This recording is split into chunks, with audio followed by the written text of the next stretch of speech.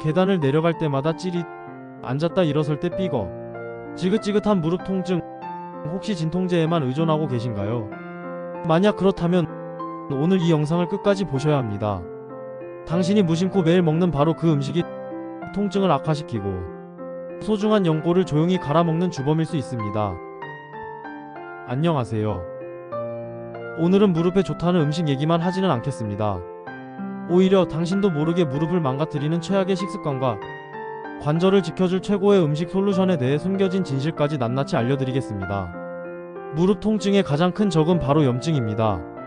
관절 속에 꺼지지 않는 불씨가 계속 타오르는 것과 같죠. 이 염증은 통증을 유발할 뿐만 아니라 연골을 파괴하는 효소까지 만들어냅니다. 그런데 이 염증의 불길에 기름을 붓는 것이 바로 우리가 매일 먹는 음식 속에 있습니다. 정제 탄수화물, 과도한 설탕, 그리고 오메가6 지방산이 많은 가공식품들입니다. 쉽게 말해 우리가 즐겨 먹는 흰빵, 과자, 사탕, 달콤한 탄산음료나 옥수수 기름이나 콩기름으로 튀겨낸 각종 튀김과 패스트푸드가 바로 그 주범들입니다. 이런 음식들은 우리 몸의 염증 반응을 부추기는 스위치를 켜는 것과 같습니다. 하지만 희소식이 있습니다. 이 염증의 불을 끌 수 있는 강력한 음식 소방수들이 있습니다. 첫 번째 소방수로 오메가3입니다. 염증 억제 효과가 과학적으로 입증된 가장 강력한 성분입니다. 우리 몸의 염증 유발 물질 생성을 직접적으로 차단하죠. 고등어, 연어, 참치 같은 등 푸른 생선과 들기름, 호두에 풍부합니다. 두 번째 소방수는 항산화군단입니다. 우리 몸의 세포를 녹슬게 하는 활성산소는 염증을 악화시킵니다. 이 활성산소를 제거하는 것이 바로 항산화 물질입니다. 비타민C는 콜라겐 합성에 필수적이며 파프리카, 딸기, 브로콜리에 많습니다. 폴리페놀은 녹차, 베리류에 많고 심지어 석류는 연골 파괴 효소를 억제한다는 연구 결과도 있습니다.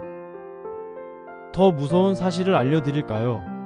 우리 무릎 연골은 한번 닳아 없어지면 스스로 재생되지 않습니다. 혈관과 신경이 없기 때문이죠. 그래서 연골이 다 닳아 뼈가 드러나기 전까지는 심한 통증조차 느끼지 못하는 경우가 많습니다. 그래서 우리의 목표는 재생이 아니라 남아있는 연골을 사수하는 것입니다. 그러려면 연골을 받치는 뼈부터 튼튼해야 합니다. 뼈가 약하면 관절 전체가 무너지니까요. 이때 절대적으로 필요한 영양소 듀오가 있습니다. 바로 칼슘과 비타민 D입니다. 칼슘은 뼈의 재료, 비타민 D는 칼슘을 뼈에 붙여주는 접착제입니다. 비타민 D가 없으면 아무리 칼슘을 먹어도 소용이 없습니다. 우리 몸이 칼슘의 10에서 15%밖에 흡수하지 못하거든요.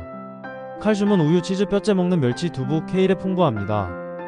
비타민 D는 햇볕을 쬐는 것이 최고지만 연어, 달걀, 노른자, 표고버섯으로 보충할 수 있습니다. 여기서 중요한 꿀팁, 칼슘 흡수를 돕는 비타민C가 풍부한 채소와 생선을 함께 드세요.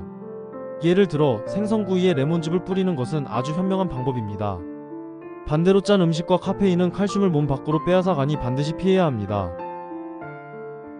솔직히 말씀드리겠습니다. 아무리 좋은 음식을 챙겨 먹어도 특정 성분들은 통증 완화에 도움이 될 만큼의 양을 채우기란 거의 불가능합니다. 이때 필요한 것이 바로 영양제입니다. 하지만 잘못 고르면 돈만 버리고 효과는 없을 수 있습니다. 시중에 나온 수많은 제품 중 딱 3가지만 기억하세요. 첫째, 글루코사민과 콘드로이친. 연골의 벽돌과 스펀지 역할을 하는 핵심 구성 성분입니다. 하지만 효과에 대한 논란이 있는 것도 사실입니다. 어떤 사람에겐 효과가 있고 어떤 사람에겐 없을 수 있습니다. 핵심 체크사항은 이렇습니다. 식약처 권장량은 글루코사민 1500mg, 콘드로이친 1200mg입니다. 가장 중요한 것은 게나 새우 껍질에서 추출하므로 갑각류 알레르기가 있다면 절대 드시면 안됩니다. 또한 당뇨 환자나 혈액 희석제인 와파린 복용자는 반드시 의사와 상담해야 합니다. 둘째, MSM 즉 식이유황입니다. 먹는 유황으로 연골과 콜라겐 생성에 필수적인 미네랄 황을 공급하고 그 자체로 강력한 항염증 및 통증 완화 효과를 가집니다. 핵심 체크사항입니다. 식약처 권장량은 1500에서 2000mg입니다. 드물게 가벼운 소화불량이나 유황 알레르기 반응이 있을 수 있습니다. 자, 이제 가장 중요한 부분입니다. 어떤 영양제를 고를지 결정했다면 이 3가지 원칙을 모르면 밑 빠진 독에 물 붓기입니다. 첫째, 건강기능식품 마크를 확인하라. 특효, 완지 같은 말에 속지 마세요. 식약처가 안전성과 기능성을 인정한 이 마크가 최소한의 안전장치입니다. 둘째, 흡수율을 높이는 타이밍에 먹어라. 비타민 D와 E 같은 지용성 비타민은 지방이 있는 식사 직후에 먹어야 흡수율이 극대화됩니다. 셋째, 가장 중요한 원칙. 반드시 의사, 약사와 상담하라. 이 영상은 정보일 뿐 당신을 위한 처방전이 아닙니다. 기저질환이 있거나 다른 약을 먹고 있다면 영양제가 독이 될 수도 있습니다. 영양제를 사기 전 꼭 당신의 건강 상태를 가장 잘 아는 전문가와 상의하세요. 무릎 통증 관리는 단거리 경주가 아닌 평생에 걸친 마라톤입니다.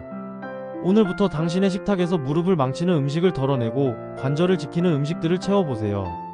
그리고 필요하다면 전문가의 도움을 받아 현명하게 영양제를 활용하세요. 당신의 모든 발걸음이 통증 없이 가볍고 활기차기를 진심으로 응원합니다.